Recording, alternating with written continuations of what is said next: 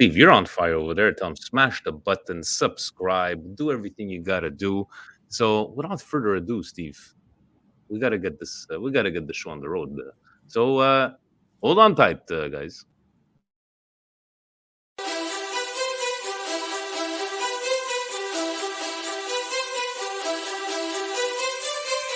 You are listening to the Milan Weekly Podcast, the English voice of Radio Rossonera and Milan fans all over the world.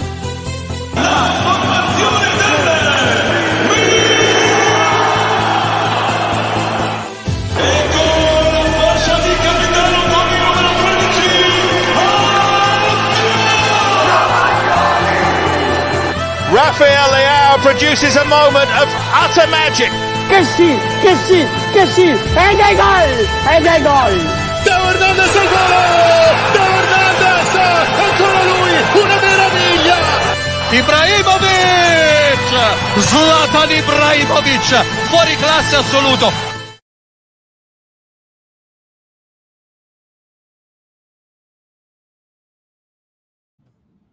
Cari amici sportivi, welcome yet to another edition of the Milan Weekly Podcast. Here we talk everything Milan, a rigorino per il Milan, and stick it up your asses, Roma fans, Milan. And when we're not professional, nor do we pretend to be. we're going to start it off with a bang. Stevie P, Vinny T here faithfully every single Monday.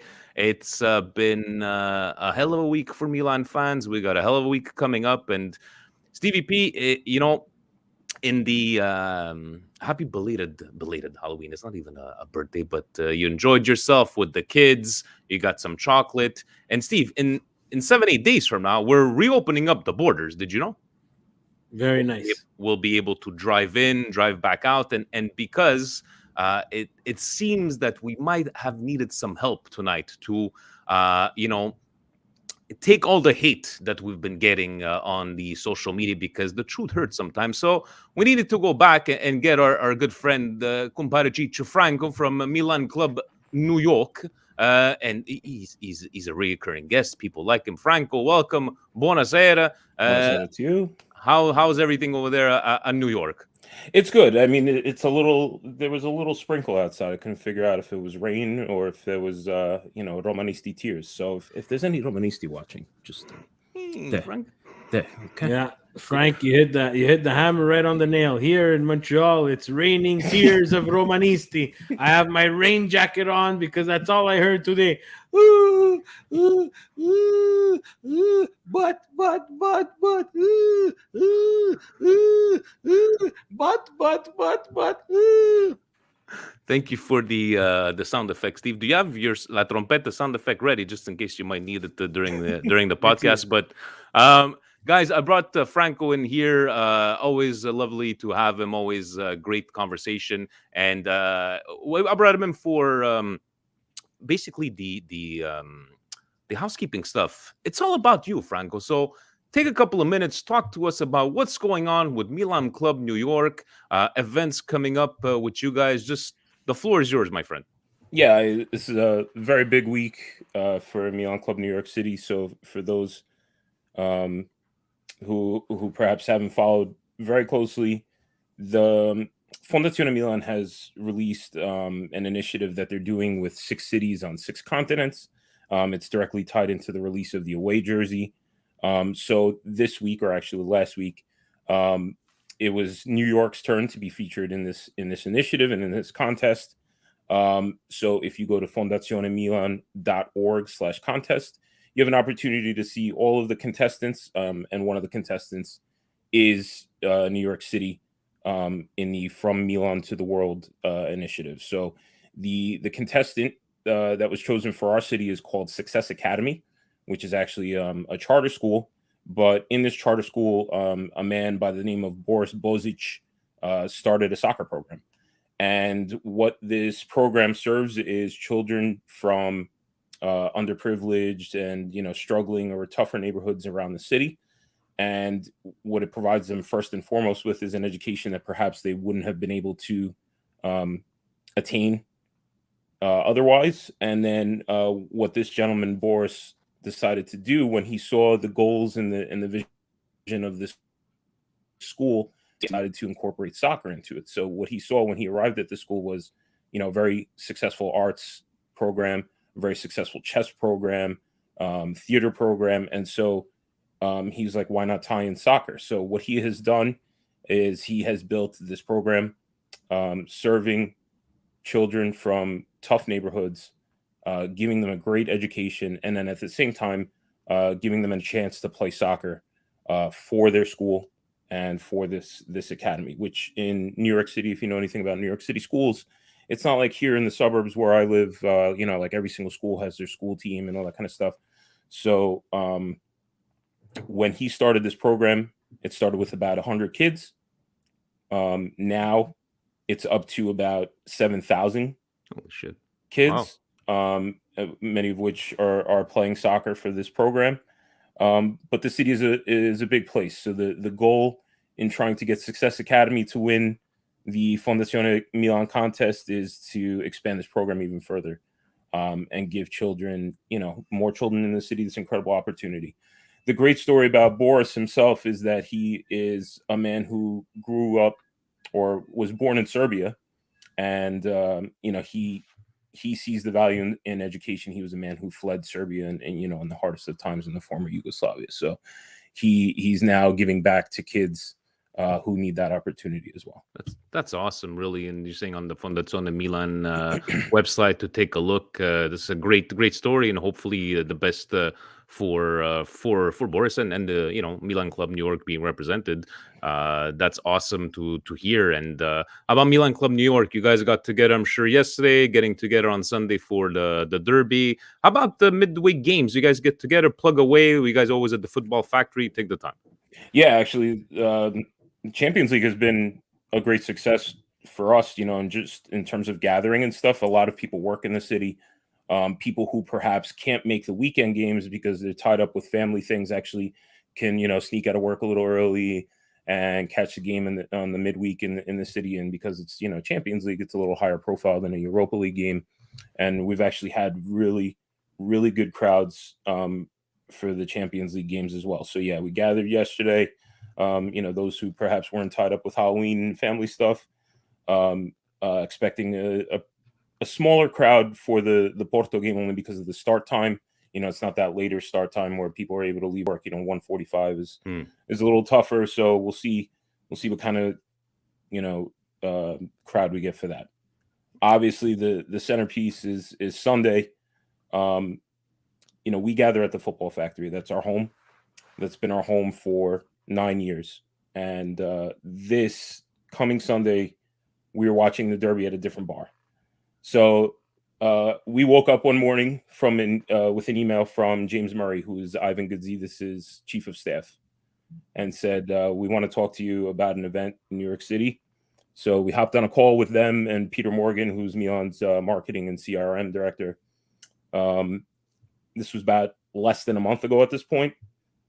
And they proposed an event with Rock Nation Sports. And so, the second they said that, our eyes lit up. The thing was that they proposed this event at the 4040 Club, which is Jay-Z's bar. So while that's a big deal, they were asking us to leave our bar for the first time in 9 years. Fortunately, we have a man by the name of Jack Keane. He owns the football factory, and he's been so important to the success of our club. And fortunately, he understood the opportunity being presented to us. So this Sunday, we are having not only a derby watch party like we would normally have, we are having a Milan and Rock Nation sponsored derby party at the 4040 Club, which is Jay-Z's bar. It is 6 West 25th Street, right near the Flatiron Building, if anybody is familiar with New York City. Milan wanted to actually send, either a former legend or some memorabilia and stuff with travel bans. They couldn't really make that happen. But they're sending 250 scarves. It's going to be a free gift for the first 250 fans that show up to the 4040 Club. Doors open at 1:00. We're going to have a pregame ceremony. We're going to have all along the screens pregame clips of old derbies, music playing. We're going to have a little ceremony right before the match where we present something special to the manager of the 40-40 club. It's a little bit of a surprise to that. Obviously, we're going to have the match. And, you know, we're already expecting people. People reached out once we broke this news about this party on Sunday. Boston, Philly, Florida, DC, all these people who came out of nowhere and are just like, hey, we're going to drive up or down or wherever. All confirmed to travel for this match. You know, it's been really well received.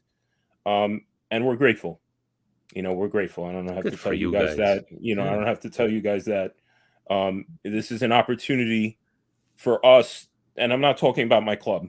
I'm talking about us. Everybody who's watching here. This is an opportunity for us on this side of the ocean to show Milan how passionate we are and what it means to be Milan family. So if anybody is anywhere remotely close in geographic areas and wants to take part in this event, there's no cover. There's no RSVP. It's just first come, first serve. The first 300 or so people in the door get in. And, you know, we're expecting a big turnout. So just for those who don't live in New York City, there is a vaccine mandate. But even though it's a bar, it's a private event. So children are allowed. Doors open at 1 o'clock. Milan, Rock Nation, Milan Club, New York City, Derby di Milano on Sunday. So, Steve, can I speak for both of us and say I'm expecting a selfie with Jay-Z and Franco? That's the only thing I got from that whole... but honestly, kudos, compliment the guys. That's pretty good. Thank you, Steve. Really, the way you said it, right? A great for us, for North Americans, and showing the passion of Milan fans around the world. Yeah, and I want to be honest. I know this is a great event, but this for me, for people who have listened to the podcast and know how vocal I am about Milan across the ocean, this is long overdue. This is long overdue. This is 10, 15 years too late. But better late than never. So again, I'm very happy that this is happening. This is our chance, like Chicha said, not only for Milan Club New York, but all Milan fans in North America to show Milan exactly what's happening on the other side of the pond. And it's podcasts like ourselves, like you know, the New York guys do their podcast, everybody else who puts in the time and puts in the passion for Milan that they need to see. They need to see for themselves. It's going to be Jay-Z's bar. Yeah, it's hard to leave after 9 years, the bar that you've been watching the games all the time. But again, like you said, they're a great opportunity, and I hope that there's 2,500 people that show up, because that's what's gonna tip the scale a little bit. Definitely, and it's a great thing. I was reading up, you know, the graphic, and enjoy. We will be partying from afar. With the only difference will be at $5 beers. You with Jay-Z over there, probably $17 beers. But we will be. Unfortunately, they're like $8. That was like the first question that came out. Yeah, they were in bed. Like, but yeah. How much is the beer? That's a very important question. My wife asked me. She's like, "How much more money do you need for Sundays?" So just to go off of what Steve said, I'm sorry. I just want to go ahead. Add something to that. You know, that it's long overdue. There's a reason. And I want to give a kudos to, you know, Mr. Gazidis himself, his staff that he has hired in the last couple of years. It's blatantly obvious that there's a new team in there. They're not all Italian.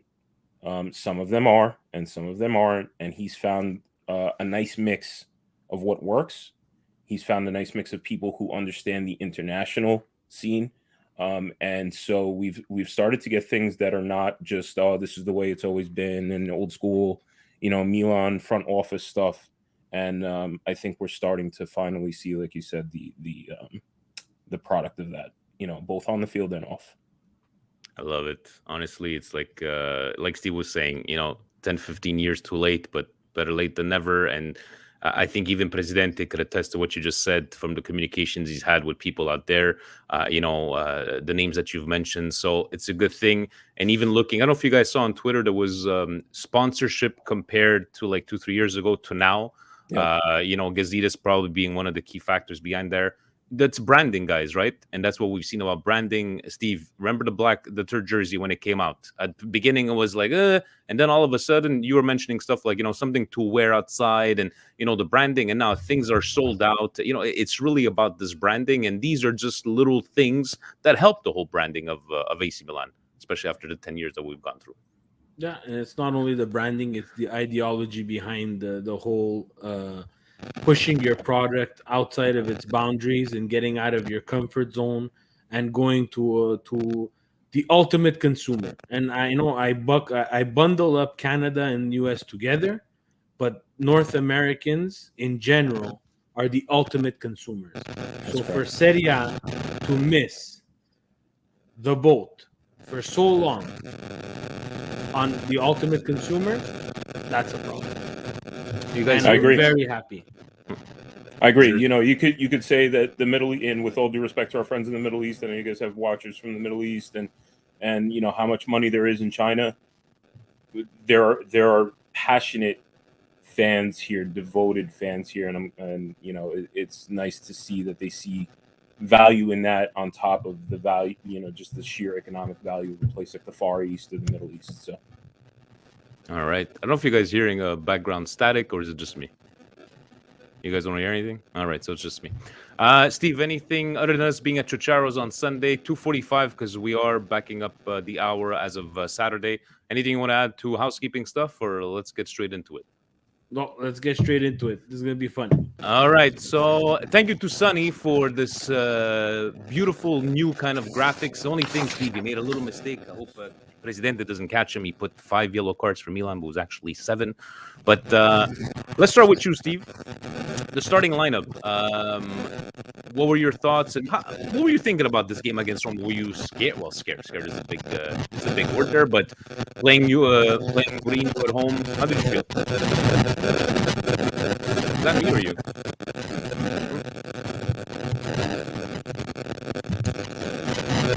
Hello?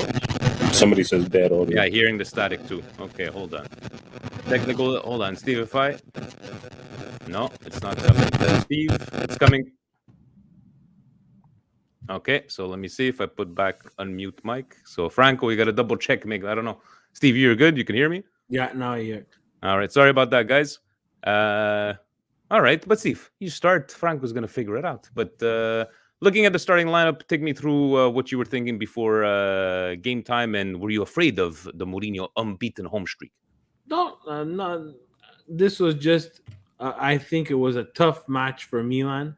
The way Roma's been playing, the way their last couple of results, I think, besides their whole debacle at a 6-1 in the Euro, in the Continental, whatever the hell they're calling it, league that they're playing in, I think, throughout the podcast, I've been saying how I was impressed by Roma. I like the way that they took the game to the opponents that they were playing. They didn't play scared. Tammy Abraham, Pellegrini, Zaniolo all showed a lot of grinta, and they came off a 0-0 tie against Napoli in the Derby del Sole. So, not that I was afraid. I think, it was a good test. I wanted to see where Milan was going to match up. Mm-hmm. Milan did not play very well against Hellas Verona, did not play very well against Bologna, but we grinded out a victory in those 2 games. 6 points, we move on. I heard it from Milan Twitter. Negativity. But it's just, if we were going to play the same match that we played against Hellas Verona and Bologna against Roma, the outcome was not going to be the same, people. And I hope you guys understand where my negativity and where where I thrive for perfection for this team, because the first half of Roma-Milan played the best 45 minutes that I have seen to date. Honestly. Yeah. Oh, yeah. Besides stupid nitpicking mistakes that whatever, because I'm just a cultural psychotic person, they played the perfect 45 minutes. Roma had no answer. No answer. I had people tell me, Roma decided to lay back. No. Roma in the first 45 minutes, ladies and gentlemen, did not decide anything. They didn't even decide when they had a throw-in. We picked up the ball, we gave it to them, we said, you know what, it's your throw-in now. We bossed them, we dominated them. And I'm fed up of people, and I see Puccio on the line too. I follow Martino vividly, and he gets attacked all the time by these people, these fans, so-called fans of, let's say, Roma or whatever, and constantly saying, oh, but this, oh, but that, oh, but that. There's always a but. Hey, guys, if you're a Roma fan and you listen to this podcast, you know that Vinny and I, and whichever guest we have, will tell you straight down the middle what is happening with our Milan. I'm going to tell you when they suck, and you better believe it. A night like tonight, I'm going to tell you when they were good. And the first 45 minutes, Roma had no clue what was going on. They did not decide to lay back. That would have been the stupid tactical mistake ever done. Mourinho's smarter than that. But Milan bossed the first 45 minutes. You know what it was reminding me of? I don't know, Franco, if you're going to agree. The way Roma fans have been reacting to this game reminds me of Milan fans from a couple of years ago, where we would suck, right? And the game, and then go, well, it was a penalty in the end. We could have tied it. We didn't deserve. Yeah, but you played like shit, Roma. Even looking at the stats, it's like, okay, you want to take a look at shots on goal, shots on target. Let's not talk about, yes, we'll talk about the refereeing, but first half was like, it could have been easily, guys, 3-0. Franco, do you agree with Stevie? Probably the best 45 minutes we've seen in a very long time. Can I nitpick with Steve? Of course. Is the audio okay now? Just before I start. Beautiful. Yeah. So I'm gonna nitpick even further than Steve. It was a perfect 40 minutes because the first 5 minutes they were a little bit shaky. But seriously, like I agree 100% with Steve, and with all the stuff that Roma fans said today, because I can't stand Roma fans like that. I have a couple friends that are Roma fans. We have a good relationship with Roma Club New York City, but Roma fans as a whole, everything that I saw online today, if you're a Roma fan, you should be more concerned with the fact that your players and your coach approach the game, like Steve said, like it was going to end the way it did almost. They approached the whole game thinking that it was going to end the way it did. All they did the entire game, they pled with the ref, screaming at him, diving, looking for fouls, screaming, excuse me, when Milan had, submitted fouls. Their approach, if I'm a Roma fan today, being honest within myself, when I take off the red and yellow goggles, I'm disappointed in my team today because if I'm a Roma fan, you got bossed around by Milan, like Steve said. And even that first go half, ahead. 3-0. That first half ended 3-0. And it probably should have if it wasn't. And I'm going to nitpick too because I thought Zlatan, is a difference maker. He's good, but he was lazy on those two offsides. Well, they rewatched and it looks like his arm was offside, but not the foot. But in the end, no answer. Guys, when was the last time Tammy Abraham was completely neutralized? Did we even see him touch the ball? I felt that Kessie had a great game. Leao was all over the place. Zlatan, with his 400 goal, but it just is this a master stroke of Pioli, Steve, or just the players being so utterly well prepared? I think it's a bit of both. I think Pioli lined them up in terms of that they wanted to be aggressive. We saw, I'm going to give kudos to the person who put up those tweets there with showing how Milan almost lined up 6 in front of Roma's back four, giving Milan so many options going forward. I think the players were jacked. I think Bennacer was fantastic. Guys, I saw the comments. I saw Martino say Salchicha maker was horrible. Yes, he was. But we were so good in the first half that we didn't even notice how bad he was. Right. So, this, it's 10 years, and the frustration is it's 10 years that we've had a subpar to a very terrible Milan. Now, with social media and the way things go now, everybody can go on and say what they feel, and I agree with that, but you got to have some context to what you're saying. You understand? Like, this is the frustrating part of social media. If someone tweets out X, they're going to tweet out Y, Z. It doesn't work like that. It doesn't work like that. You have to invest the time, and watch and look at things other than goals, other than statistics. There's body language there. Roma looked defeated, guys, in the first half. The first, Veratut, that slime bucket of Veratut, which they were applauding for that fucking foul. No, All but the Roma fans were applauding. I could even go now and say he had the worst game ever that he's played with Roma. He was terrible. You can go blame and go look for whatever excuse you wanted, especially those first 45 minutes. That's right. He was losing the ball. They were building nothing with their wings. They were trying a long ball. Cristante tried to hit Kozusudov there, whatever his name is, from Harry Potter on the right-hand side. I have him in my Fantacalcio. He's buono per niente. They're oozing for Spinazzola to come back. So, Zaniolo as well. I'm a Zaniolo fan, especially someone who plays with Italy. He went through these two horrific injuries. But guys, Zaniolo was terrible. He was terrible. He fed into that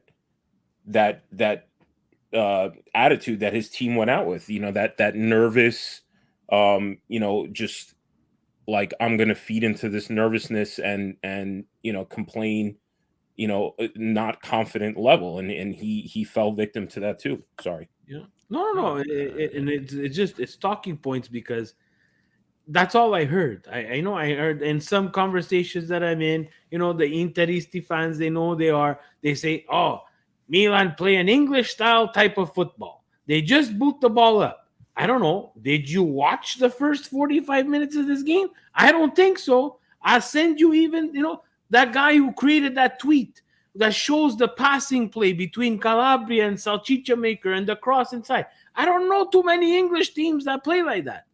But Milan doesn't really have a true identity. They asked me, and it was a good question. They said, Steve, can you explain how Milan plays? In reality, I have to agree. I don't know really the way Milan plays. And I'm okay with that because it means they're adapting to whichever situation they need. If we're not having trouble building out by the back, the first 10 games of the season, Francis, where we had Mike Mangione in nets, and we were building, our keeper was building from the back. Then we don't have that keeper anymore. Tiramisu is not good from the back. So we started against Hellas Veronas and Bologna trying to pick our attacker in the front. Hey, shoot me. What do you want me to tell you? The game is like that now. The formation 4-3-2-1 is just something that they put down on a piece of paper, ladies and gentlemen. Yep. You saw Milan line up 6 players in the front of Roma's back four. There's no formation, Frank and Vinny, correct me if I'm wrong, that lines up 6 people in front of the defender's back four. If someone out there in Twitter land can find me a formation on paper where they started. Well, you don't play a 3-1-6? Yeah, 3-1-6. Nice. I give up. I retire. Steve, it's like the rigore per il Milan, and then somebody posted it's like, well, Milan is tied for 7th for rigores, Napoli is 1st and everything. It just seems that once you start winning and once people don't seem to understand, let's say, why Milan is winning, that's when you get these kind of things. And by the way, Sonny, you spelled unavailable wrong. I'm loving this. President is gonna have a nice field day with you, but no, we love you, Sonny, buddy. Guys, let's touch briefly. Maresca, I don't know where he went wrong, guys, because at the beginning it seemed fine. I'm gonna ask you guys. I'm gonna start with you, Frank. Let's take out our goggles, our red and black goggles. On Ibra, Was that a penalty? And that's going to be my. I just hate when they. I just hate when these professionals on sports media said un rigorino. So basically, what you're saying Right. is that it's kind of a no. Tell me it's a penalty or it's not a penalty. Don't give me it's kind of a penalty. Franco, how about you? Is it a penalty?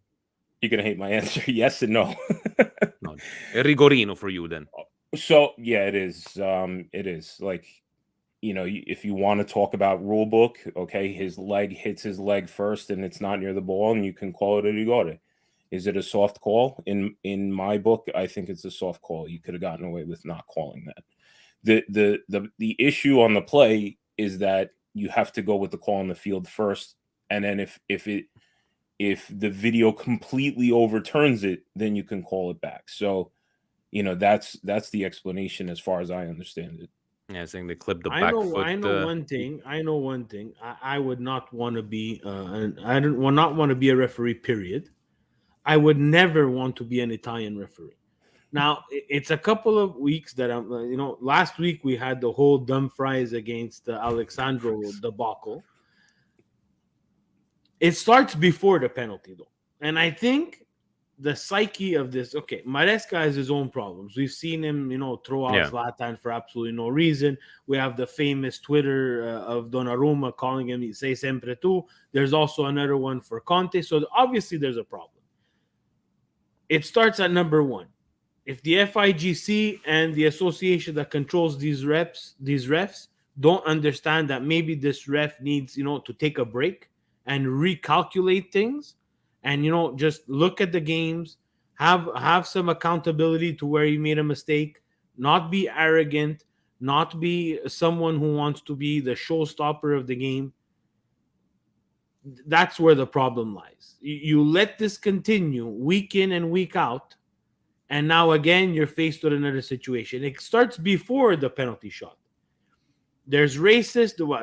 I don't know. I've seen multiple articles. Some say different. Some from even people that come from the Baltic, saying that being called a gypsy is not really something that's terribly racist, but it's an insult. Nonetheless, let's call it that. Could be like calling an Italian a wop to say. So the yellow card on Ibra, is that necessary?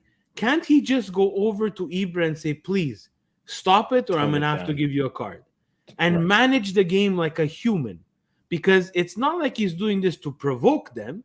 They're provoking him, and he's just responding in the most Ibra kind of way, which I was actually very surprised that it didn't get worse than that.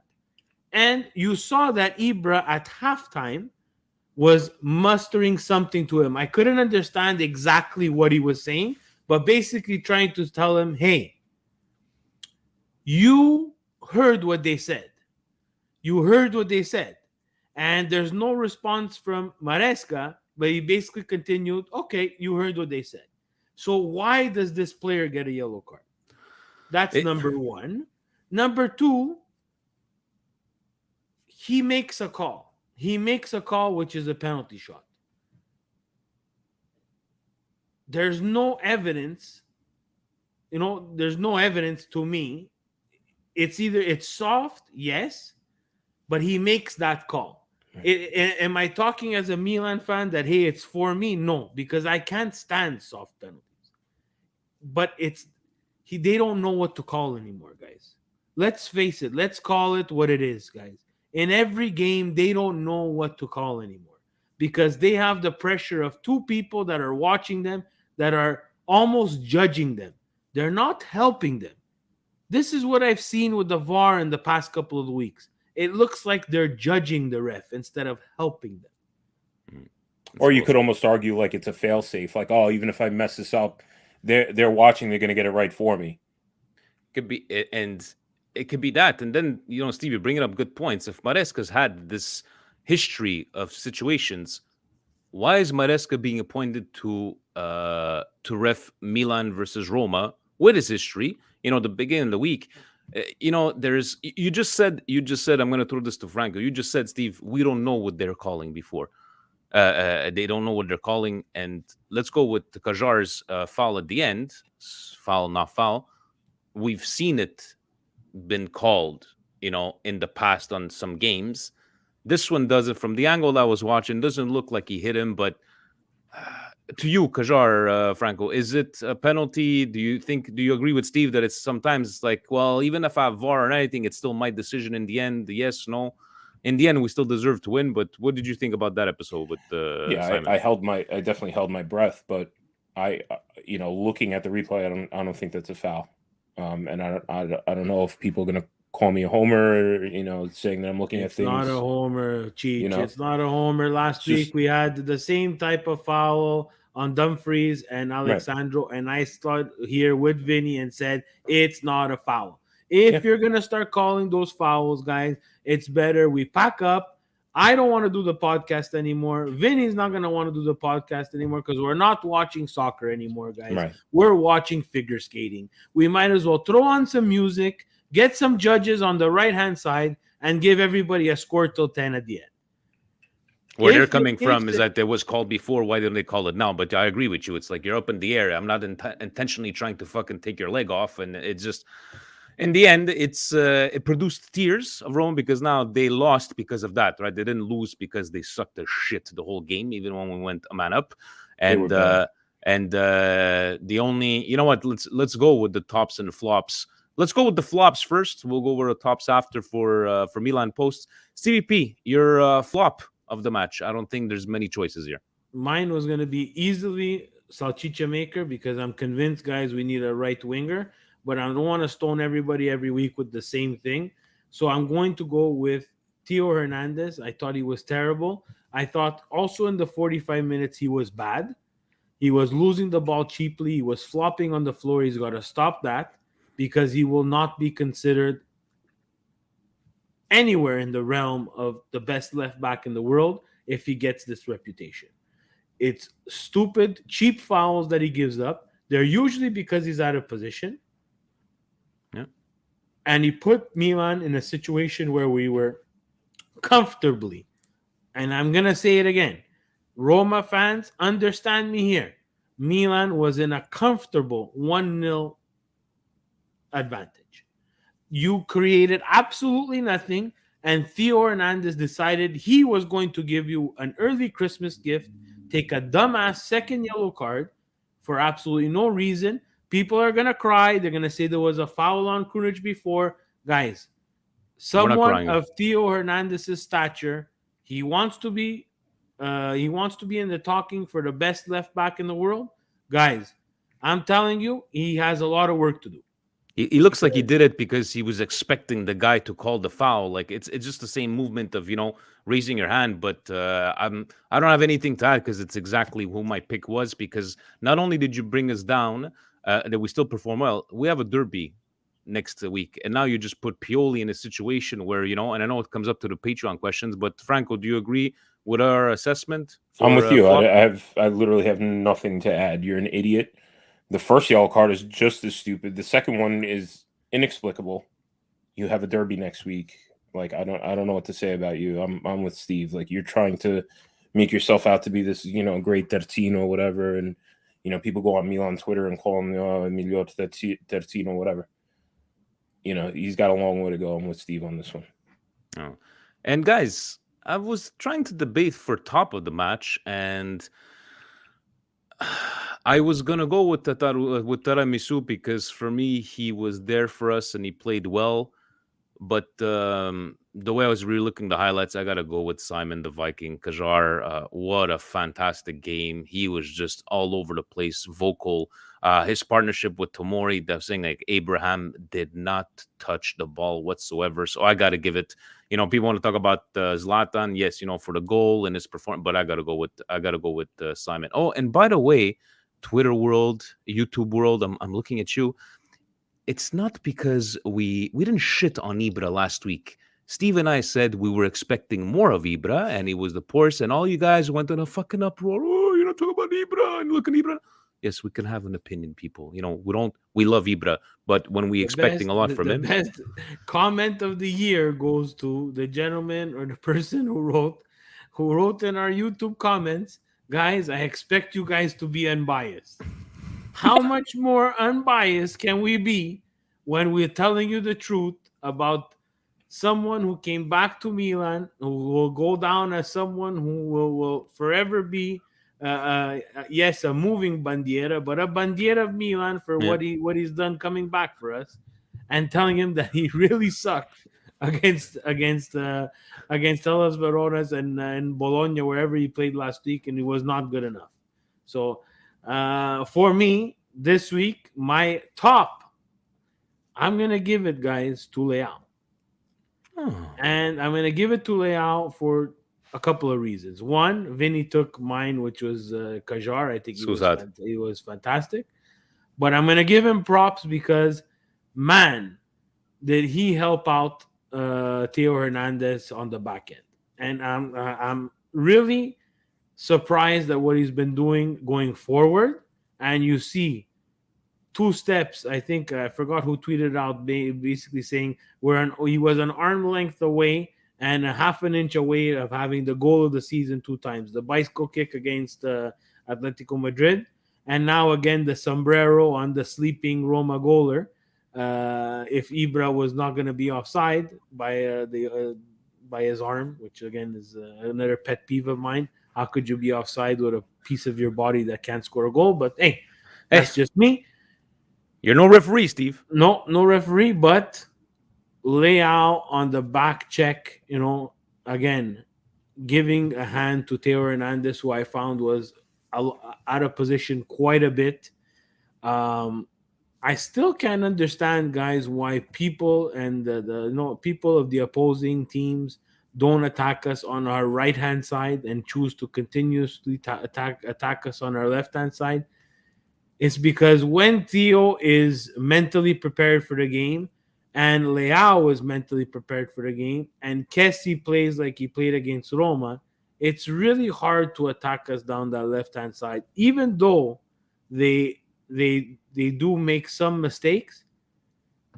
I don't know why you would want to go down that side. But if you go down your left-hand side, Salchicha Maker not having the best of years, and whoever else we put on that right-hand side is not having there.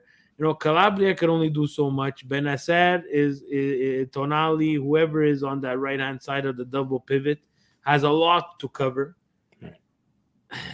I can't get it. I'm fine with that. But I think at a certain point, people will figure us out and start, again, it's 2 years I'm saying this, but we'll start coming down our left-hand side. So a layoff for you and Franco. Who do you got for top of the match? Yeah, I'm gonna do what Steve did and give like the second place, like the 1B, because I agree with you. Simon is the man, and he was absolutely phenomenal yesterday. I'll give the second place props to Benacer because I think he played perhaps his best game yesterday. He did small things, made proper passes, didn't give the ball away as much as we saw perhaps in the first 2 months. I thought he played his best game yesterday. Salamakers, this is what I wrote in my notes. Same thing, Data good, Krunic good, Leao good, Salamakers not good. So for me, Kajar and Benacer best on the field for me. Just going back to Zlatan, Ibrahimovic is Ibrahimovic. Okay, and when he's on the field, teams have to know it. And when he's on the field, it's a completely different game for Milan. I think we can all agree on that. He scored the goal.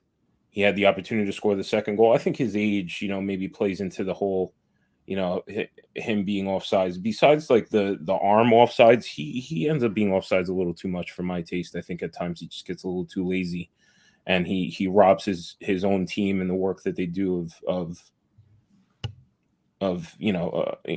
maybe 1 or 2 goals, and we saw that yesterday. So, but there is no questioning that when this guy's on the field, other teams play different than when he's not there, and we're completely indebted to that. So, moving bandiera, like you said, but he saves our ass. Very true, very true. And to Zlatan, just a quick statistic from Opta, guys. It's always interesting on I think on all would it be websites. Opta has these great stats that you can read.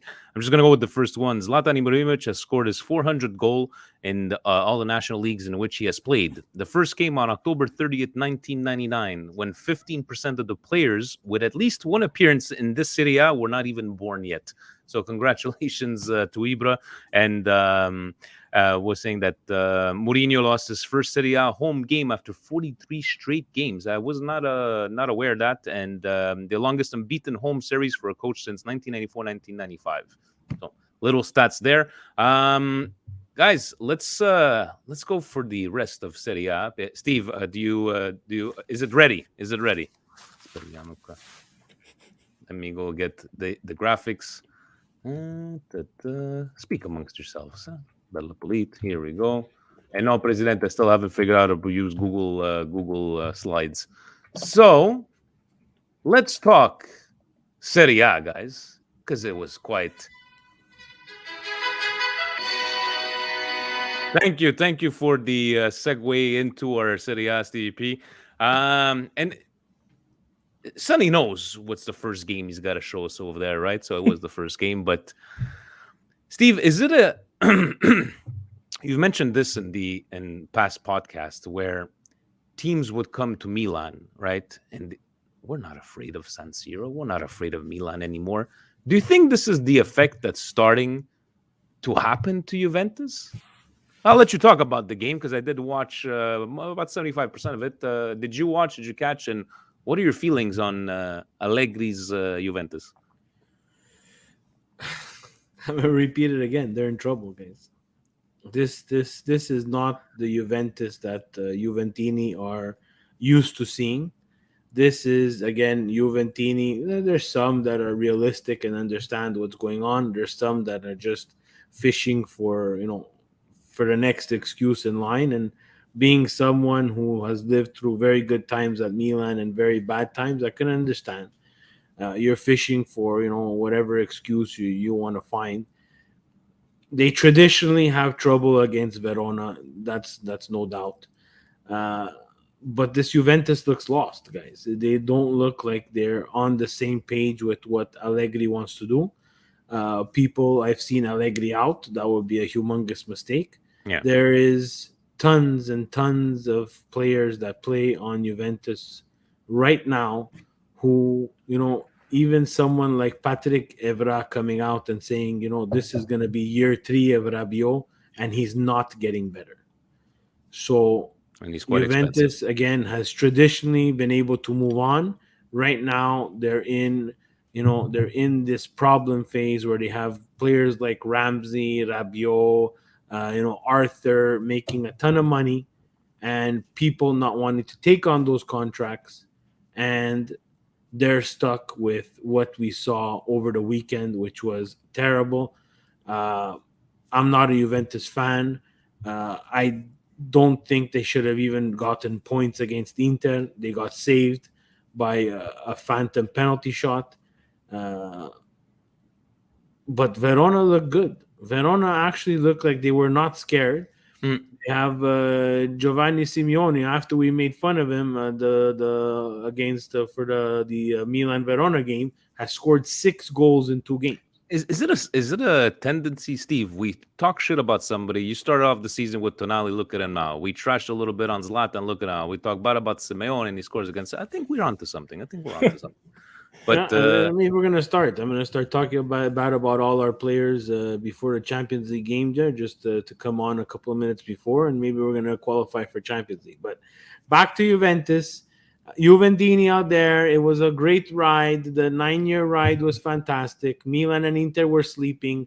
You had the luxury of dealing with stupid teams like Roma, Lazio, Napoli, who are too cheap to spend money. To try to take that Scudetto away from you. But guys, welcome back to the party. The 2 Milanese are back, and you need to fix your house if you want to get back to playing with the big boys. And Allegri ain't the problem. I totally agree with you on that one, Steve. Franco, how about you? I don't know if you have any thoughts on Verona Juve. Yeah, I mean, as far as Cholito Simeone goes, this is like very typical of him. He's a player that I've like always watched, and this year he's on my Fanta team, so like I follow him even more closely. He's a guy who goes in waves, so like Juve just caught him on this upswing, and he'll disappear for the next 2 months now, especially because I benched him on the week that he had the 4 goals, of course. But it was horrible. It was like the worst thing that ever happened. if I'm a Juventus fan, the issue here is, aside from the Chiesa thing, which is just nonsensical, you look at that midfield and you're just like, okay, we have Rabiot and he's still playing, but what's the answer? There is no answer. And Their you look at the problem. strikers, like, okay, Moise Kean is a dynamic player at times, but he's not the finisher that you need, and Morata is just Morata. Like, Their that's an issue. problem, Cheech. Their problem is that they don't have anybody that can make them do this. Nobody. And it's true. And it's true. CR7, as much as, again, let's repeat it again. I like CR7. I think he's the best athlete that we were going to see on a soccer pitch. Fantastically fit. Not the best soccer player, the best athlete that we're going to see. But he would have saved Juventus in these games. So it's hard to say the Ronaldo project failed or passed, but now you're not getting those 92nd minute saves where you're going to grab a point, or you're not going to get that that header or that goal that comes out of nothing to get you 3 points. And what he did is he masked Juve's problems for a couple of years. That's very well said. Steve, can you take us segue to Torino, Sampdoria? I don't know if let's go with the games that we really want to talk about. Atalanta, Lazio. There was a couple of trompette on these ones here. Yeah, Sampdoria goes to retreat. They're going to be in a retreat.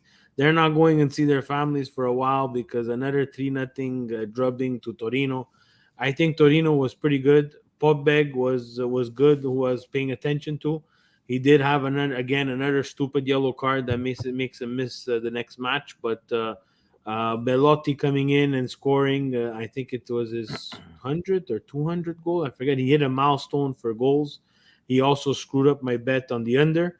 But nice to see Belotti get back on the score sheet. I think Juric is doing some good things at Torino. Sampdoria is in trouble. They need to figure out why they can't play Quagliarella and Caputo together. I think that's a mistake. They're still with this fantasy of Candreva, who I think has been playing pretty well for Sampdoria, but things need to change. Things need to change at Sampdoria because it's going to end up being bad for them. Ferrero, he hasn't said anything. He's always lavishly in the newspapers. I haven't read anything about him, but so they file a retiro for Sampdoria. Yeah. I think another guy to watch on Torino besides Pobega, obviously, because we have a rooting interest for him, is Singo. The Terzino on the outside. He's a good player. I think it's a guy for big clubs, not just Milan, to watch. I think he's a good player. And once again, there's also bias there, but he's good. I think he's the center back there, Bremer. Looks like he's a tough cookie back there. So really nice. Atalanta, Lazio. Atalanta in the last possible minute, I believe it was the Rune that scored the equalizer. The Rune ruined my bet on Lazio. Lazio is completely, really. I thought they were going to win this game. They looked good. They, and just they kept on fighting up. But Atalanta too, Steve. Atalanta, have they reached that peak? I know it's only been 11 games, but it's not the same Atalanta we've seen from last year and the years before. I think that Atalanta is really hampered by a lot of injuries. It's not an excuse, but we talked about it last week. I don't think the message from Gasperini is the same anymore. These guys have now they're not a surprise anymore, right? So Lazio will not be surprised by Atalanta. The Milans, the Inters, the Juventuses. Well, Juventus, we don't know if they're going to be surprised, but we're not surprised by Atalanta anymore. And now it's a different type of the way you approach the game against Atalanta. You're ready for them. The past couple of years, it would be a surprise. Hey, and they would put 5 behind you. They're not able to put 5 behind you anymore because people are know where their strengths are. Muriel, super sub, or starter, they're gonna find a way to neutralize them. That's the beauty of Serie A. It does not continue. It has to be something special for it to continue for a long period of time. And Atalanta seeing that, to be competitive with the top 7, You got to be able to change things up. So I don't think it's the end of Gasperini, because I think Atalanta and him are almost married in this project that they're on. But they're going to need to use some of that money that they get on these fantastic transfers that they do, and not be poaching and trying to pick up another miracle player, but actually get some quality to come back to their team. So Anything to add to that, Franco? Yeah, 2 years ago, or a year and a half ago, who would have said that Pioli's a better coach than Gasperini? I would say today, Pioli has the ability, like Steve said, to adapt and make his team more dynamic. Like we said before, okay, on paper, you're whatever formation you play, but then you look at that graphic that came out on Twitter today. Atalanta is still the same team. It's the wing backs that run up and try to score, and you got the center back that goes in on set pieces, and you have either Zapata or Muriel interchanging. It's the same team. Fortunately for them, they got away with one, and they scored late because they battle hard. They are still that battling hard team, but like Steve said, people have figured them out.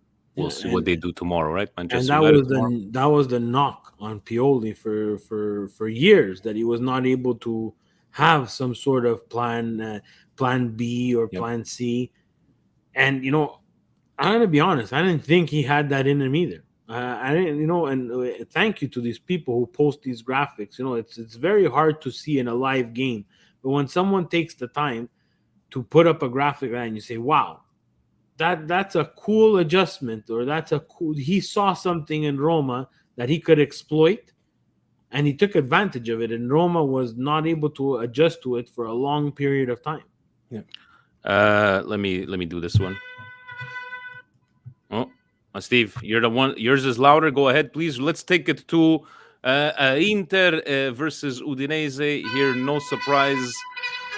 Not a big surprise on this one. It was 0-0 at halftime, and for one instant, I was like, "Oh, maybe." I'm like, "No, they're gonna come out and win." Oh, you had to see Inter Twitter. What happened to Twitter? Get Correa off this field. Correa, he doesn't know how to do anything. He has 2 left feet. What special diet is he on? Get him out of here. Good for nothing. Fast forward 45 minutes. He scores 2 goals. Correa in the derby is gonna destroy Milan. He's the ultimate warrior. Correa. Joaquin. Some people saying that Çalhanoğlu had a good game as well, but Çalhanoğlu was scrap. Mamma per favore, guys. Çalhanoğlu was less bad than the last 2 games, and that's the thing. And they actually won. Franco, the glass half full. It was less. No, it has half empty. He was less bad. Isn't it funny, guys? Isn't it funny that Hakan Çalhanoğlu stayed with Milan for 3-4 years? How long was he with this Milan? I don't even remember anymore. That's how fast I forgot about him. 4 years, I think. Let's call it 4 years, okay? And every single bad thing that he did, we heard it. Oh, the Turkish superstar, the free kick maestro, the regista, and he was he couldn't do anything right. He has one good game with Inter. One good game. The first one. The first game of the season, which we all knew that was going to happen. And we heard it. Oh, we got Hakan for free. Oh my God, Milan's so stupid. And my response to everybody with all calmness was, guys, let's talk in January. Let's talk in January the way you feel. And slowly after I said that, we had no good performances till we still haven't had another good performance. Yeah. He's been terrible. The assist that he got on the goal last week was going to hit Vinny's car here in the East End from Milano. He was going to hit, I think it was Nima who said that shot, Nima, an Interista, was going to say, he said on one of his tweets, and I'm paraphrasing here, Nima, I'm sorry if I'm not saying it correctly, but he said, if that shot does not get deflected, it ends up for a throw-in. That's how far he was off. And he celebrated it. And now this week, he didn't do much either, guys. This is the Hakan that you got. This is the Hakan that you stole from Milan. Steve, what was worse, Honda corners or Hakan's shot on that one? Honestly, Honda's still bad. Honda created angles that I did not know existed. Hakan has yet to create that type of angle. But Okay, so we're still Honda's still up there. It's Honda's gonna still take bad. I cannot take that away from it. anything for you to add, Frank, for Inter Udinese. I hate to say this, but Inter's good. They're still taking their time, but longevity wise and Campionato wise, for me, they're still the favorite. Napoli and Milan withstanding. Because of games like this, like you said, the first half, you start thinking, oh, maybe. But a guy like Correa then changes the game for them with Inter Twitter, ready to chop his head off. And he's like, what, your third forward, technically speaking? That's a problem. That's a problem for us. It's a problem for us on Sunday. Inter's still a good team. I like Barella a lot, of course, and I don't think he's even reached his best this season. No, I like the longevity discussion comment you just made. Yeah, because they haven't. It's not like they had a dip in form or anything. Yes, they had that loss, but that's very well put. And hopefully, we go at them on Wednesday. Yeah. In the end, they are the champions. So That's true. Whether they're Inter or cousins or not, you need to respect the champ. I've said it for 9 years with Juventus. I'm going to say it when it's Inter as well. You kick the champion off the throne only at the end of the year. So this derby, as much as it means something to us, we need to manage what we're looking at here. I hope that Milan comes out and plays the way we played against Roma, against Inter. But in the end, guys, if we play the most boring of boring games, if we do absolutely nothing for 90 minutes and win by a Skriniar autorete, I will be happy, guys. Yes, I don't care. And Twitter really world will don't go care, crazy, guys. Steve. Twitter world will go Kick crazy. the ball out, hit Ibra, hit whoever's playing up front. We will have to do something different than what we did against Roma. Inter will not let us do what we did to Roma. Fiorentina Spezia, Vlahovic with a triplete. Correct me if I'm wrong. I didn't watch this game here. Just some highlights, Steve. You, Franco, did you watch anything from this game? Not at all. No, I didn't watch it. Against Spezia. Steve, you? Just the extended highlights. Vlahovic getting the tripleta is really, really cool. It was needed. And really interesting. It was needed for him. I think it's about time. I think he will also took the spot kick, which I think that should be his forte. Napoli Salernitana, guys. As you guys know, Bologna yesterday they had a game, but Sonny lives in Australia. The guy has to sleep, so he's doing these graphics in the middle of the night. The game hadn't started, but the important ones are here today. They played today, 2-0.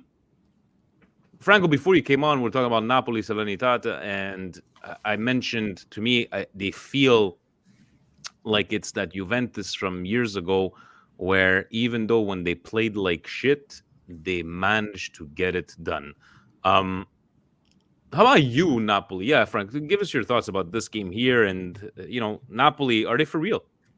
I could see that a little bit. I'm not willing to say that they're like that Juve who found a way to win no matter what, old Allegri or even old Conte, whatever. Salernitana sucks. Okay, Salernitana is not good. Simi is disappointing. Their backs are horrible. Their goalie is not good either.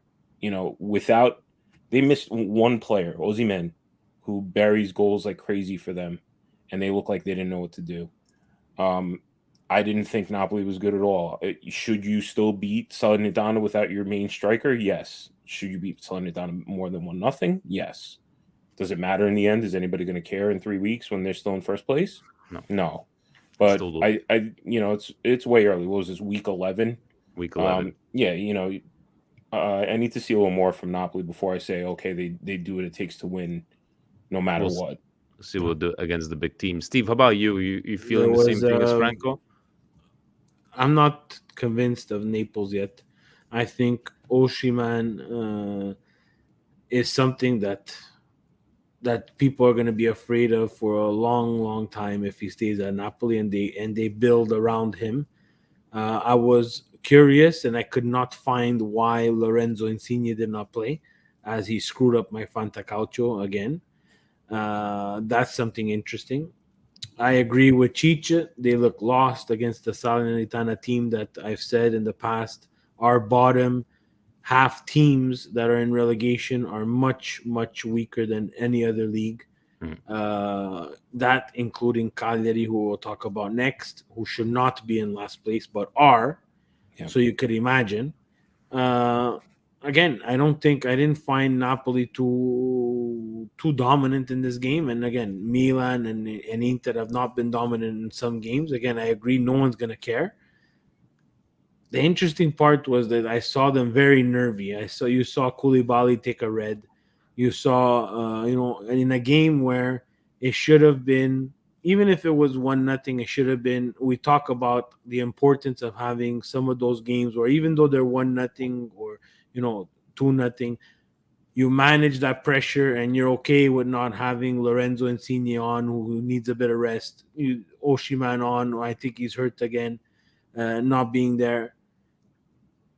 I'd like to see Napoli have a month that Milan's going to have, and then we'll compare in the end, because I'm not convinced yet with Spalletti's Napoli. With the teams that they've played so far and the way they've played, there's kinks in the armor, and there's kinks in everybody's armor. We had that conversation. That's the beauty of Serie A. Milan could play Hellas Verona and Bologna as terrible as we played them, and then show up and play a fantastic 45 minutes against Roma. So the Campionato is open, and I hope that Serie A gets their heads together and fixes these refereeing problems, these VAR problems, so that people at the end of the year are not talking about the refereeing problem and the VAR problem, but they're talking about how great the open Campionato was. Let's go with having two teams at 31 points after 11 games. When was the last time we saw that in Serie A? You wanted to touch base, Steve, on Cagliari today losing. And, yeah, you're right. They should not be in last place. But did you get to watch a little bit today, or any comments on that? Yeah, so I was interested in this game just because Cagliari made the ultimate mistake of hiring Walter Mazzari again. Guys, but this is the mistake that these teams make all the time. They continuously go on this merry-go-round of coaches, and it was funny. I think reading maybe Nima's tweet saying, "Who's next? Is it gonna be Is it gonna be Iachini who's gonna take over next for Cagliari, or is it Cese Cosmi time? Who's gonna take this, right?" The Di Francesco train has failed a couple of times. He should have never probably left Sassuolo. I think Seriously. that was his home, and everything after Sassuolo for Eusebio Di Francesco was just shit down the drain. If you look at Cagliari's team, you would wonder why they're in last place, because they have a team that should not be in last place. And Bologna, as much as I like Mihailovic, is not a world beater either. If you told me at the beginning of the year that Bologna would be ahead of Cagliari, I would say, yeah, it's possible, but not Cagliari in last place and Bologna where they are right now. Yeah, but if they're like week 5, if you told me that Cagliari would have been last and Bologna not, like, Bologna's been horrible. They've found ways to lose games. Like, this is an opportunity for Cagliari today that, you Joao Pedro or whatever, find a way to bury a goal and steal the game. I know you're away, but still, it's bad. It's bad. And like you said, there's that mid-table coaches train, that Provinciali, Where's Zamparini when you need him? Huh? Back in the day, Zamparini. Sassuolo likes to beat teams like Juventus, plays against Empoli, doesn't come up. I didn't watch this game at all. And if you guys anything to add on this game, Sassuolo, it's a hit and miss, it seems. You're always going to be from that every year, right? They're always between 11th and 8th place, so isn't there? But anything to write home about this game, Steve? No, unfortunately, I was not able to catch this game, so I have to retract from commenting and saying something that's not true. Same. Still got questions to go through. Genoa, Venezia 0-0, stalemate on that one there. So, what do you guys think? Let's go take it through these questions. I love all these conversations already. An hour. Now. This has become an hour and a half, Milan Weekly Podcast. Taking it over to Patreon, starting with Fabio saying, "Good day, fellas. Another 3 points in the bag against a top table team." Zlatan showing us why, even at 40, is still world class. I know I said a week ago I wouldn't pay him the 7 million a year again. But a few more performances like this, and I will happily eat my own words. And disappointment, Tio's performance, getting a second yellow before the match with Inter was foolish. Do you have faith in Balo Touré, or would you start Kalulu again on the left side? Keep up the good work, gentlemen, and Forza Milan. Guys, that's a good question, right? What do we do on Sunday? So, Franco, to you, do you have faith in Balo Touré, or would you do the Kalulu and playing Calabria on the other side? Kalulu is a stronger player than Balotelli. I feel like when Balotelli finds him, he can play good in spurts, but I feel like when he's under pressure, he starts to lose his mind a little bit, and he gets a little, like nervoso a little bit. So, for me, Kalulu, no question. Steve, you? Yeah, I'm convinced with, again, I'm not a big fan of weakening two positions where you put Calabria on the other side. But I think Calabria is mature enough. 316 from Fuji's and Funyan for sure.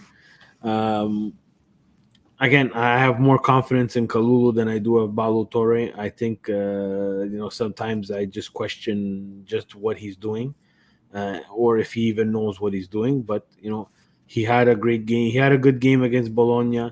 He came in against Roma, didn't make any mistakes, helped us out when Tio had his brain fart. Again, this is where the manager is going to get paid big bucks. He has to manage the training, see what's happening in training. Whoever looks fit, we're going to give him a shot. But Balo Torre has to understand that this is not your regular game that he's going to walk into on Sunday. It's the derby. We are the home team, but we are the home team, right, Chicha? Yeah, I believe so. Yeah. So that was the trip I was trying to buy. I'm going to go, guys. Sorry against the grain. I'm going to go with Balo Touré on this one because of Kalulu hasn't really played, and because of his last two outings were better progressing. So I'm going to go with Balo Touré starting. Gio saying, keep up the great work. We never make it easy for ourselves. Tio, bonehead play against almost cost us a game. Question, did you ever think Calabria would turn into a beast? Gio is number one Calabria fan. I know we were critical at one point of Calabria when he went through his bad spell. I remember there was even conversation. I'm not saying we said this, that Conte over Calabria any day. Steve, are you surprised from what Calabria has progress? I'm very surprised. I'm not, and I'm the one who said Conte over Calabria. Conte healthy, still now. Conte healthy, and Calabria, they would be competing for a position on Milan's right hand side. Now it's not a conversation anymore. Conte is no longer in the plans. He will never play. He has not played yet. He doesn't even feature as a substitute. So the time at Milan is done. Unfortunately, two massive injuries cost this guy a ton of time at Milan and a ton of money for Milan. But I am very surprised that Calabria. I did not think he would be this good and be this consistent. So not only the good, but the consistency of it. Very well. How about you, Franco? Are you surprised about the Calabria turning into even having an armband and Yeah, I mean, well, the armband, I don't know, because the heart was always there. But I mean, to wear that armband, you also have to perform. I distinctly remember at one point in one of our group chats, like maybe 2 years ago, somebody saying that Calabria wasn't even a Serie A player and maybe not even a Serie B player. While I thought that was harsh, I definitely never expected him to hit this level. Like, you're talking about a guy who's a viable option to be a starter on the national team. And with this wave of generation where the defense of the Nacional is now changing, good for him. Everything that he's done in the last year and a half is phenomenal. Good for him. Peter says, so what do we have to do to get Maresca out of Serie A? Well, he's getting 2 games, Peter. That's the big thing. My God, what a disaster. Glad to get the 3 points. Pioli obviously parking the bus at the end there with 5 in the back. Is 5 in the back viable to use in regular gameplay? No. Can you? No, Not you for would this have team. to. Not for this team. It's like, how would you put five of you. You still have your wing backs, right? It's like you could put five guys and like play more defensively. But in these kind of situations, it helped having those guys coming back there. But for me, Peter, no, I don't think it's viable in the regular gameplay. Milan Guys, needs to be the aggressor. Milan cannot absorb too much pressure, especially with, and again, no disrespect to Tatarusano, because I think as a second choice keeper, is he as confident as we saw with what we had with Donnarumma and now with Mike Manjan? No.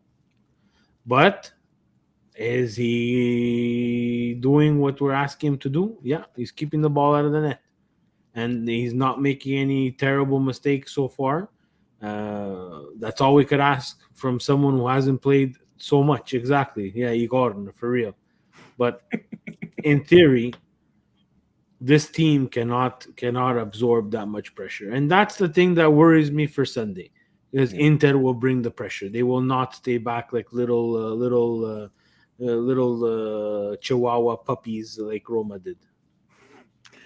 Gillis kind of had the same question as about the Kalul in Calabria. We answered that one there, Gillis. So you got our thoughts. I know some people don't like to weaken two positions like that, but I think it might be worth it. We shall see. It's Gillis who wrote that.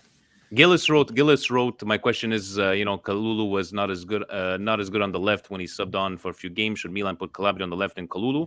So to the same question that Fabio,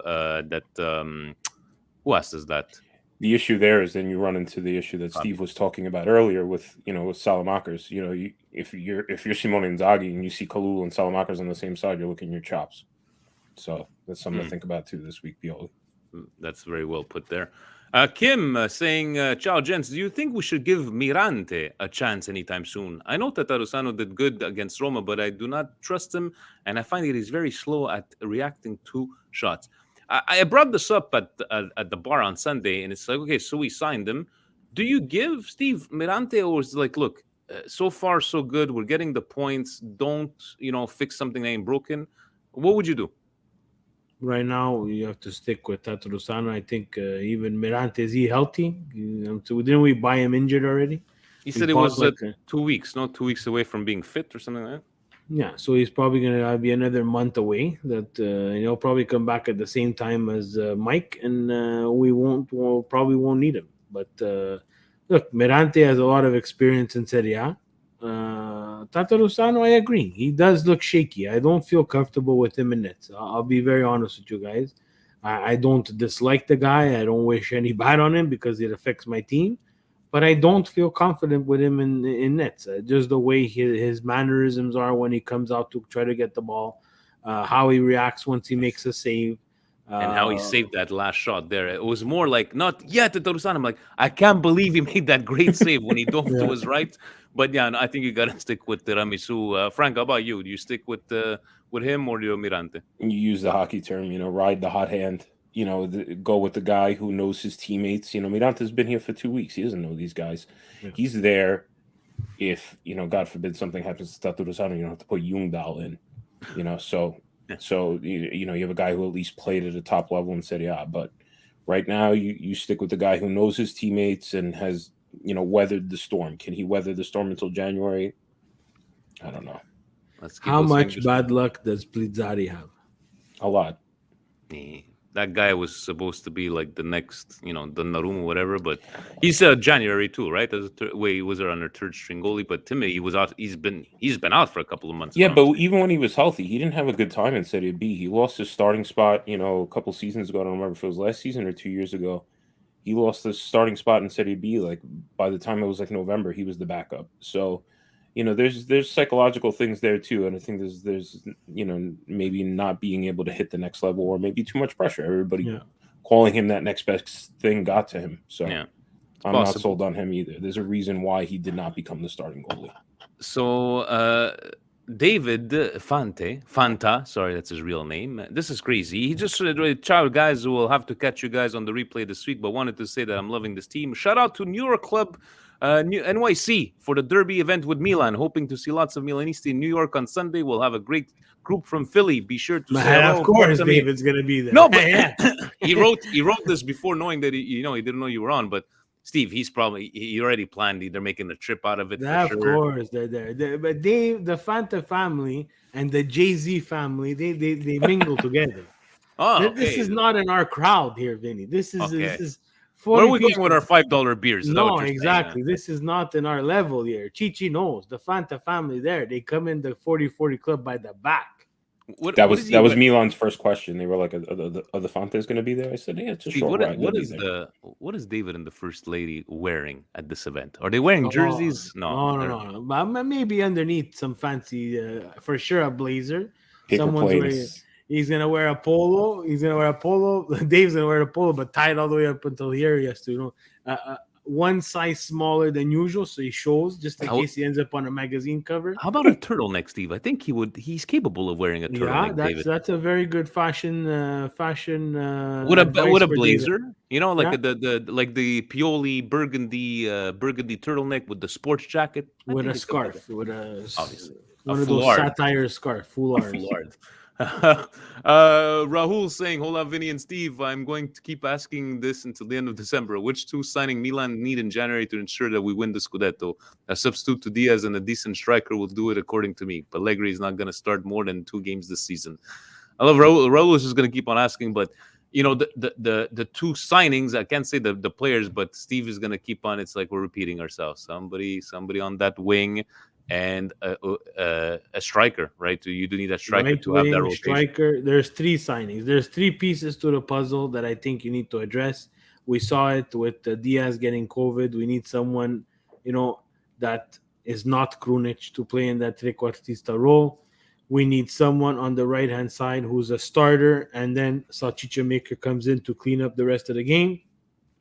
And we need someone up top because as much as we like it, and I saw some of the comments, Zlatan had a good game. Giroud, when he comes in, does his thing, but they're the exact same type of striker.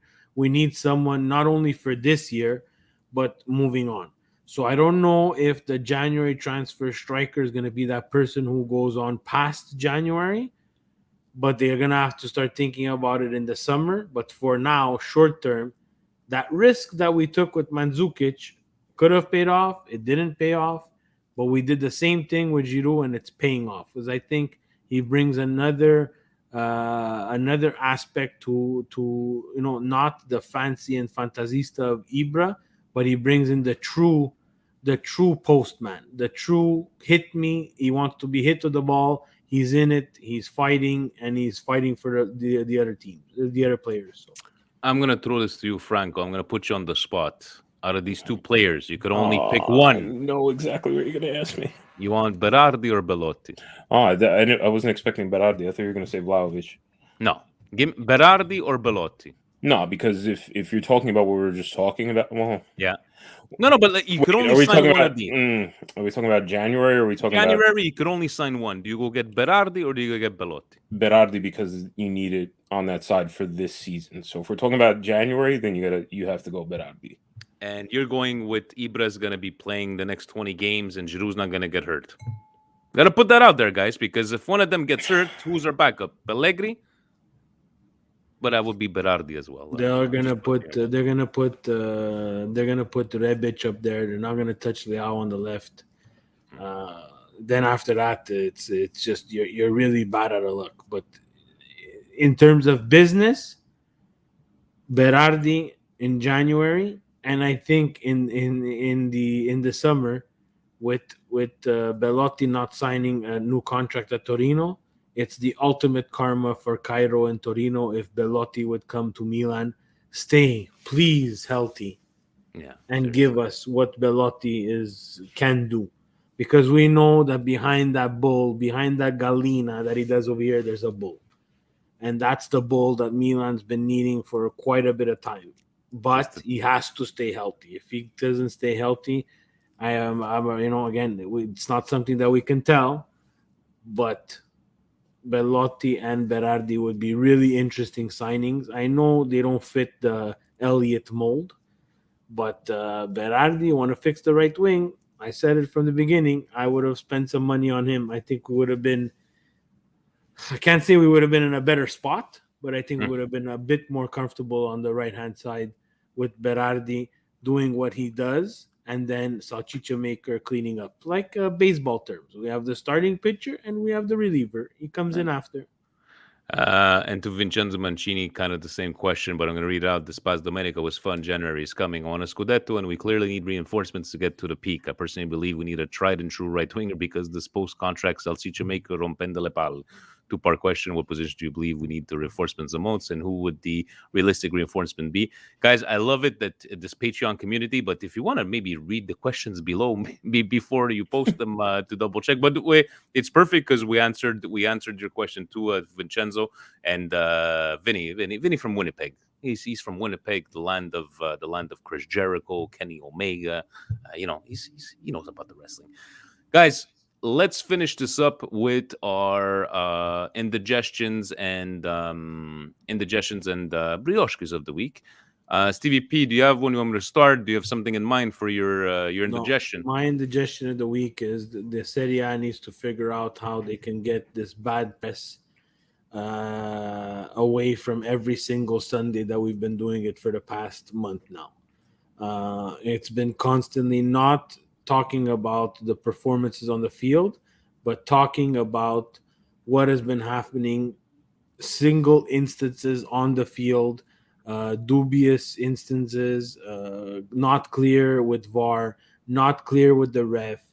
And again, my indigestion also goes to the media, right? So someone like Caressa, right? He jumps on and says, "Oh, but that's a penalty." But you've watched this game for so long. Yeah. You've watched the game before the three of us watched the game. You're sitting next to someone who is Bergomi, who's played this game where that's not even a foul, let alone a penalty shot. Can we start using a bit of the, I get he doesn't want to, I feel like the media doesn't want to piss anybody off. And, small podcasts like us who come in here with a raincoat to gather all the Romanisti tears are not afraid to say that because, I'm saying what I feel. And if you're going to go on TV or on social media and just say things to make people happy, I think they're not doing justice. Because there's a way how to be biased. Back in the day, those are not fouls. They're not even penalty shots. Again, I'm not an Inter fan. I am a Milan fan that went against Inter, that did not go against Milan. For me, if we put in these types of fouls and start calling them penalty shots, again, like I said in the beginning, let's put some judges on the side of the field, put everybody in a nice little tutu, pair them up with someone, do doubles, ice skating, dancing, figure skating, salchow, double, triple axels, whatever you want to do, because it's not going to be soccer anymore. So the media is my indigestion where say what you feel. If you don't think it's a penalty shot, say it's not a penalty shot. And that's it. I'm going to have to go. Before we go with ours, completely forgot on Twitter. Sometimes, guys, I'm sorry, I forgot about Twitter, but Chris was just saying, watching this game made me think how amazing Pioli is a coach. I mean, tactically and also able to get the best out of these players, bearing the moments where players give themselves red cards. Other teams are so lucky. Milan have injury demons. Yeah, he is tactical. Sometimes we got to give him credit. I'm going to go with my indigestion, guys. It's going to have to be a bit of social media. When people like to look at things that are not there? Did you guys take a notice how many days on Twitter they were trying to figure out Tatarusanu and Kier? What did they say to each other? Did you see the look that they gave each other? Maybe he wasn't happy with the way he came out. But nobody came out with any story whatsoever. And people are... So now Milan is winning. They can't understand Milan is winning. How's this team winning? Oh, there's got to be something between... And they're going. And it's like... That has to be my indigestion because I'm reading this stuff. I'm like, do you have a life? Do you work? Do you do anything like other than trying to invent stuff that is not there? I just found it really... Anyways, it just made me laugh on that one. So yeah, anybody who has played a competitive sport has yelled at a teammate and has rolled their eyes at a freaking teammate and has rolled their eyes at their goalkeeper. Everybody rolls their eyes at their goalkeeper. Your cousin Johnny, Vinny. Yeah. I'm sure my cousin Johnny screamed at you. Or you screamed at him. No. He didn't scream at me because I'm much better player than he is. But Johnny playing in nets, we had someone take a throw in, and you can throw in back to your keeper, Yeah. and the keeper can pick it up if he chooses to pick it up. Hmm. What he can't do is let it bounce in front of him, pop over his head. Okay.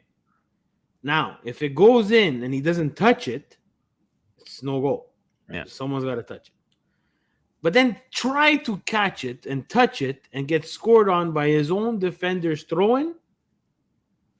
There's a time to scream at your keeper. You screamed at your Michael. Okay. Of course. But you still went out with a beer with him after. Of course. It was over. Actually, we laughed. That was the laughing stock. Till this day, I remember that story. And I remind them all the time, every time he's coaching kids, please teach them how to do a throw-in. Oh my God, I'm gonna tell him when I see him next. And on the side note, our friend VJ Steve is in the comments. Guys, always retweet his articles, always well written. Check him out. VJ, keep up the good work, buddy. We appreciate it. Sorry about messages. VJ sends us messages, but VJ, you have Presidente, you have me sometimes that I'll get Steve. So we're not doing it on purpose, obviously. Franco, who do you have as an indigestion questa settimana? Steve stole from me. It's literally written in my notes right here. Lega Serie A that continues to be selective on, what is punishable, what is not punishable, what needs to be addressed, what not need to be addressed, what's offensive, what's not offensive. It's the people. Franco, tell us the truth. When did you start writing these notes down? When Presidente talked to you like 4 days ago? Dice la verità. Like you started writing stuff down and you need to be prepared for this podcast. No? I got a late start today. I started at 3 p.m. And he wanted to make sure. He's like, Steve Stoller, look, I wrote it. I wrote exactly Serie A. But no, you guys, no, definitely very good. But if you wanted to add something to that, yeah, Serie A, it just seems like every single week we could have this same indigestion coming on. That's it. All right. Should be permanent throughout the shows. Stevie P, how about your brioche of the week? Something that made you feel warm and fuzzy.